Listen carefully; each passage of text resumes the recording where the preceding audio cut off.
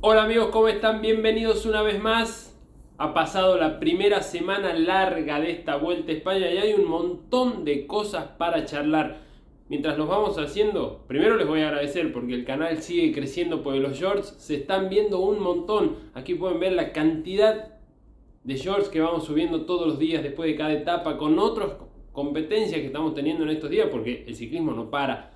No está todo concentrado en la Vuelta a España, hay un montón de otras pruebas, entonces siempre vamos metiendo algún short con un poco más de información. También la información nacional, la información de Argentina, que obviamente no nos separamos, no nos despegamos, pero mientras hacen todo eso, mientras hacemos esta presentación, ustedes se pueden suscribir, pueden ya dejar su like, pueden empezar a comentar, a ver cómo están viviendo, a ver qué les está pareciendo esta primera semana de la Vuelta a España, en donde el quizás máximo favorito, el hombre que busca el récord de Roberto Heras, estamos hablando de Primož Roglič, justamente arrancó muy bien, mostrándose como el mejor de los favoritos, como el máximo aspirante una vez más, pero hubo algunas fallas dentro del Red Bull Bora que le han dado vida a otros corredores. Por eso tenemos vestido de rojo a Ben O'Connor, que ya lleva 4 jornadas luciendo la camiseta de líder, pero además en la última jornada que hemos tenido, la que terminó hace algunas horas atrás, han reaparecido en el top 10 de la clasificación general Richard Carapaz y Adam Yates, dos corredores que, si uno mira la clasificación de hace 1 o 2 días atrás, dice: ¿dónde están el ecuatoriano? ¿Dónde está el británico del UAE? ¿A qué está jugando el UAE? Bueno, el UAE en la etapa número 9 jugó todo a ganador y ganó y le salió muy bien, pero ya vamos a ir desglosando todo lo que tiene que ver con estas etapas. Vamos a empezar de a uno, vamos a empezar con el recorrido que inició ya por hace una semana atrás en Portugal, en Lisboa, hasta Oeiras, con una contrarreloj individual en donde Brandon McNulty dio un poco la sorpresa, la nota. Había muchos especialistas que tenían el mote de decir, bueno, se la lleva, va a quedar de líder. Sin embargo, fue Brandon McNulty, el estadounidense del UAE, el que, con los colores de campeón nacional de su país, campeón nacional de Estados Unidos, se quedó con la victoria en la crono individual. Matías Vajek, el checo que sorprende, el joven del Lidl Trek, y Wout van Aert, que empezaba ahí con la mira medio torcida con la Vuelta a España, porque podría haberse vestido de rojo ya en la primera jornada. Sin embargo, quedó ahí nomás, muy cerquita de quedarse con el primer lugar. Primož Roglič, el mejor de los favoritos en esta crono individual. Crono corta, pero en la cual hubo mucha gente que empezó a ceder terreno y a ceder segundos, minutos, y de a poquito se iban a ir acomodando. Pero la vuelta va cambiando todos los días. Estamos con un recorrido y una competencia muy cambiante y con muchísimo calor. Lo vamos a decir ahora, seguramente lo vamos a repetir. Muchísimo calor en lo que va de estas 9 jornadas de la Vuelta a España, que volvió a recorrer caminos portugueses en la segunda jornada con definición al sprint, y Caden Groves, el australiano, logró victoria sobre Wout van Aert. Hubo algunos errores en el lanzamiento de un Jumbo Visma, o de un Visma mejor dicho, así se dice. El Visma es el de esta temporada 2024, ya sé, me lo van a decir en los comentarios seguramente, y lo pueden comentar tranquilamente. A veces metemos la pata, no queda otra. El 1-2, Groves y van Aert. Y van Aert con esto se vestía de líder de la clasificación general.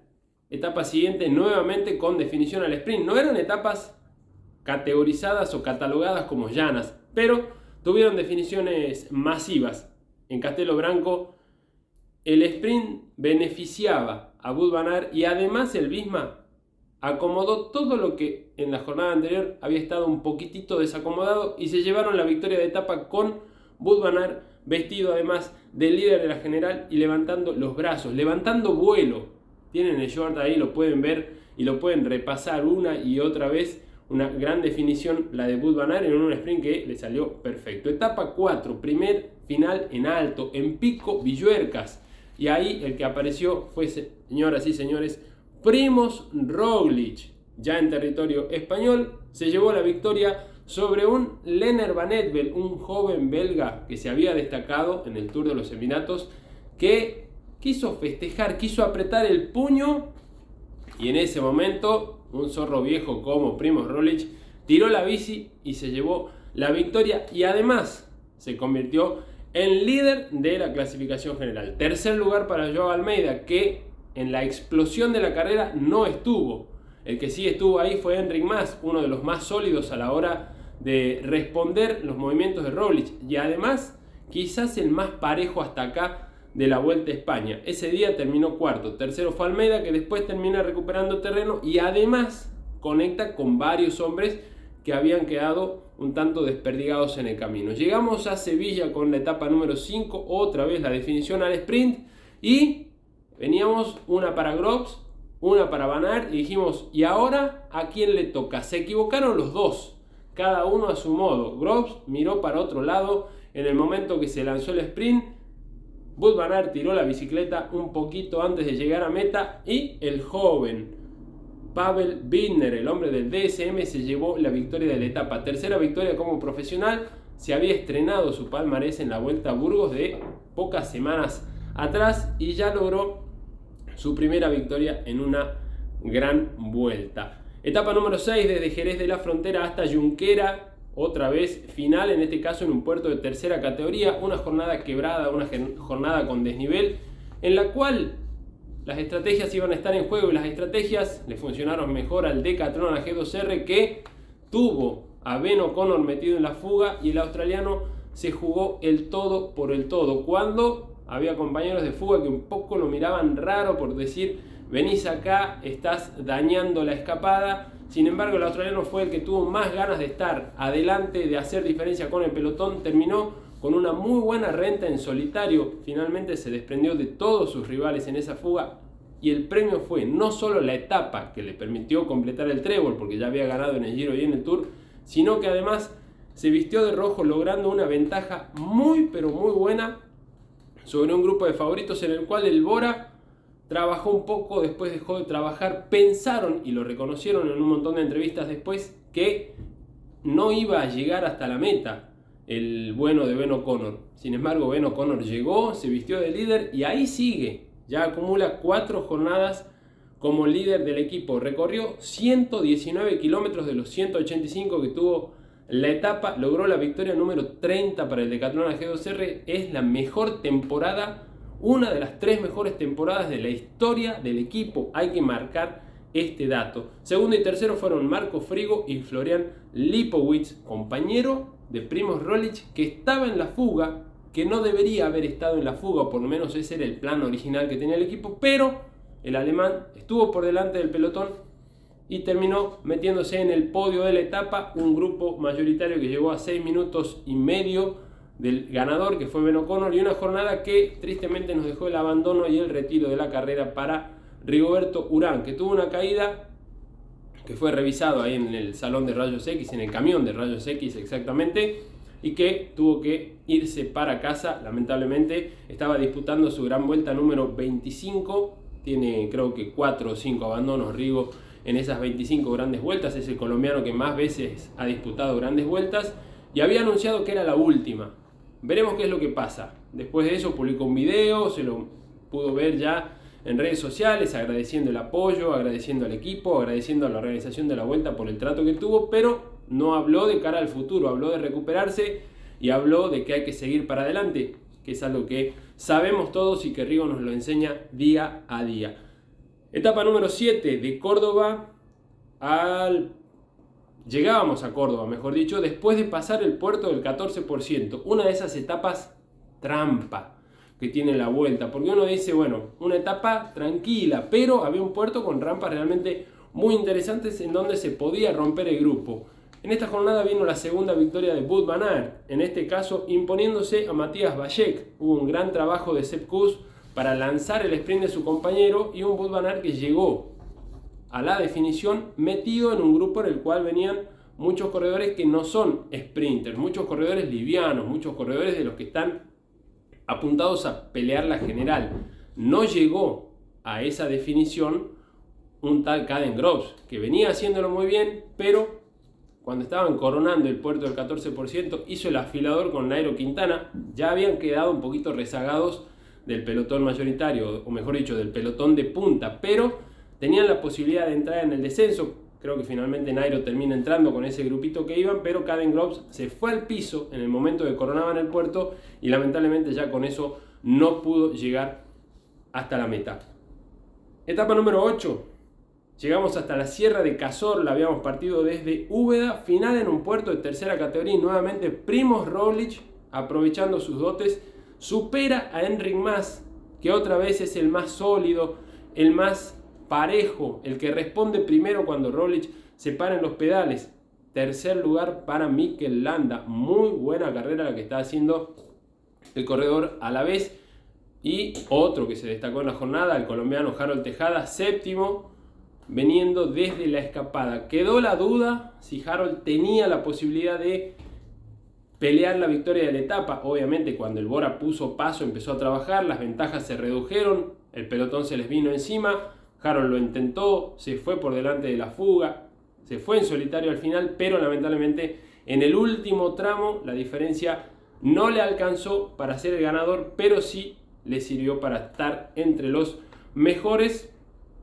En esta jornada 8, Ben O'Connor cede 46 segundos y empieza a dejar dudas respecto de Roglič, porque incluso Ben O'Connor no puede seguir ni siquiera a Felix Gall, a su compañero de equipo, al austríaco, que es el hombre que le hizo el trabajo pesado en la última parte de la etapa. Bueno, Primož Roglič estuvo muy sólido y sabemos que esas escaladas cortas, explosivas, al esloveno le van mejor. Sin embargo, el australiano, que se había defendido bien en jornadas anteriores y que había hecho un muy buen trabajo el día de la fuga, cedía 46 segundos antes de una etapa de casi 5.000 metros de desnivel en la cual había 3 puertos de primera categoría. 2 veces se pasaba por el puerto de Avellanas antes de finalizar en Granada, un parcial de casi 180 kilómetros que tuvo mucho descontrol una vez más, una fuga grande, una fuga con nombres importantes. El UAE venía de perder a Joao Almeida por COVID. Y entre los hombres que se van adelante, se va Jay Van, se va también Adam Yates, se van algunos corredores del IF, se van algunos hombres más del UAE para trabajar justamente para este Adam Yates, que terminó recorriendo, fíjense este dato, 178 kilómetros y medio el total de la etapa, 170 kilómetros en fuga los que hizo Adam Yates para lograr su primera victoria de etapa en la Vuelta. Ya había ganado en algún momento en el Tour de Francia en la temporada pasada, que también estaba recorriendo tierras españolas. Y en este caso se metió todos esos kilómetros en la fuga para atacar cuando quedaban 57 kilómetros, irse por delante de sus compañeros ocasionales, de esos compañeros que tuvo en la escapada, y después quedarse con la victoria de etapa para meterse en la conversación de la clasificación general. Tras el abandono de Almeida, el mejor clasificado del UAE era el mexicano debutante Isaac Del Toro, pero en esta etapa número 9 las cosas cambiaron. Del Toro perdió varios minutos valiosos que ya los vamos a repasar, pero el que se mete de nuevo en la clasificación general es Adam Yates. No solo él, otro invitado se mete en esta mesa, se suma a que poner un plato más para Richard Carapaz, que había quedado un poquitito más atrás, pero que con un ataque cuando faltaban 87 kilómetros a meta faltaban, cuando Richard Carapaz lanzó su ataque. Tuvo compañía, lo tuvo a Rafferty, el corredor irlandés, que había salido en la fuga, que lo esperó cuando estaban coronando el primer puerto, que lo ayudó un poquito, pero después Richard Carapaz siguió solo y ya en el primer ascenso a Avellanas empezó a recolectar gente uno tras de otro, los juntaba y los dejaba. No había manera de seguir el tren de Richard Carapaz, que se fue como una locomotora, bien dicho, para terminar segundo en la etapa y subirse al podio. Al día de hoy está tercero en la clasificación general. Muy buen movimiento de Enric Mas. Cuando estaban ya en el último puerto de Avellanas, coronó con ventaja, con más de un minuto de ventaja sobre el grupo de Ben O'Connor y de Primož Roglič. Pero cuando empezó el descenso casi se mata. Controló la bicicleta, pero podría haber sido una tragedia para el corredor español, una tragedia desde cuanto a lo deportivo, desde cuanto a los resultados. No una cuestión física, porque afortunadamente ni siquiera se fue al piso. La pudo salvar, la pudo controlar, pero cuando quedaban solamente 2 kilómetros para llegar a meta, tanto él como Jay Vine, que venían juntos, fueron controlados por el grupo de Primož Roglič, en donde, Curiosamente a Primož Roglič no se lo vio sprintar por la bonificación que quedaba, y el que se llevó esa bonificación fue Ben O'Connor, el corredor australiano, que en la etapa 9 sí dio muestras de fortalezas, sí demostró que está entero, que tiene intenciones, que puede hacer algo importante, y ya llega de líder por lo menos hasta la primera jornada de descanso de esta vuelta a España. Una jornada más que interesante en la etapa número 9, en una vuelta, como dije y repito, muy cambiante, y en la cual todavía pueden pasar un montón de cosas. Les dije, tenemos día de descanso, y después nos vamos de Ponteareas a Bayona con un parcial de 160 kilómetros, más de 3.000 metros de desnivel, jornada que va a terminar en el Alto de Mougaz, con un puerto de primera categoría con bonificaciones, una jornada de montaña que tiene buen nivel de desnivel, justamente para tener en cuenta. Etapa número 11, así se dice en Padrón, largada y llegada para homenajear al Club Ciclista Padronés, el club ciclista más antiguo de Galicia. Esto va a ser en la jornada del miércoles, 106 kilómetros, media montaña, más de 3.000 metros de desnivel. Jornada número 12, otra vez final en alto, en este caso una etapa monopuerto, una etapa ondulada con final en alto, de los cuales hay dos en la Vuelta a España, que parte desde Ourense y llega a la estación de montaña de Mansadena después de casi 140 kilómetros. Antes del día de descanso vamos a tener 3 etapas más, de Lugo a Puerto Ancares, una jornada de montaña que termina en un puerto de primera, de Villafranca del Bierzo a Villablino, la jornada más extensa de la vuelta con 200 kilómetros, un parcial de media montaña pero con casi 3.000 metros de desnivel acumulado y un puerto de primera que hay que sumarlo al desgaste, y después una etapa de montaña, la 15ª, antes del día de descanso, de Infiesto al Cuitú Negru, 143 kilómetros con el alto de la Colladiella y el final en el Cuitú Negro, que tiene casi 20 kilómetros al 7.4% de pendiente media. Una jornada realmente muy difícil la que vamos a tener, y habrá que ver qué es lo que pasa, porque con lo que se viene dando en la Vuelta a España en este momento puede pasar realmente de todo. Vamos a repasar a ver cómo ha quedado la clasificación general después de estas 9 jornadas, ¿sí? 9 jornadas que tienen a Ben O'Connor en la cima. Ya fue cuarto en el Tour, ya fue cuarto en el Giro, no es un corredor improvisado. Por eso sorprende cuando algunos equipos declaraban decir, pensábamos que no iba a llegar. Ben O'Connor tiene una cara que quizás es la que ha mostrado en la serie de la cadena estadounidense, pero es un corredor importante, es un corredor que tiene victorias destacadas, que ha ganado ya en las 3 grandes, que ha estado ahí amenazando el podio en el Giro y en el Tour. ¿Por qué no iba a tener condiciones, posibilidades de pelear mano a mano la vuelta con los que están presentes, con los mejores de los que están presentes? Que no se les escape ese detalle, que no se les escape el dato. 4 días de líder, ya igualó a Bradley McGee, el corredor australiano que fue el primer líder de su país en la Vuelta a España, y que fue también con 4 jornadas el que más veces había estado de líder en esta competencia. Ben O'Connor ya va camino a superar eso. Segundo lugar para el máximo favorito. Todavía lo seguimos ubicando a Primož Roglič como el máximo aspirante que tiene la Vuelta. Está a 3 minutos 53 del australiano. Richard Carapaz ahora es tercero, como ha crecido la figura del ecuatoriano, a 4 minutos 32. Avanzó 15 posiciones después de la etapa número 9. Enric Mas es cuarto, está ahí nomás del podio a 4.35. Un día está tercero, un día está cuarto, por ahora viene así con lo cambiante de la carrera. Quinto lugar para Mikel Landa, muy buena carrera la del hombre del T-Rex Quick Step para esta carrera. Para esta vuelta ha cambiado el nombre del equipo porque hay ahí un sponsor y una presentación especial que lo hemos visto con ese tiranosaurio que anduvo en la presentación y con la cual obviamente todo el mundo quiso sacarse una foto. Sexto puesto para ahora el mejor joven de la clasificación general, Florian Lipowitz, el corredor alemán que ya apareció en el Giro de Italia, está a 5 minutos 19, es el mejor joven después de la baja de Antonio Tiberi, el corredor italiano que venía vestido de blanco, pero lamentablemente por cuestiones físicas ha tenido que abandonar.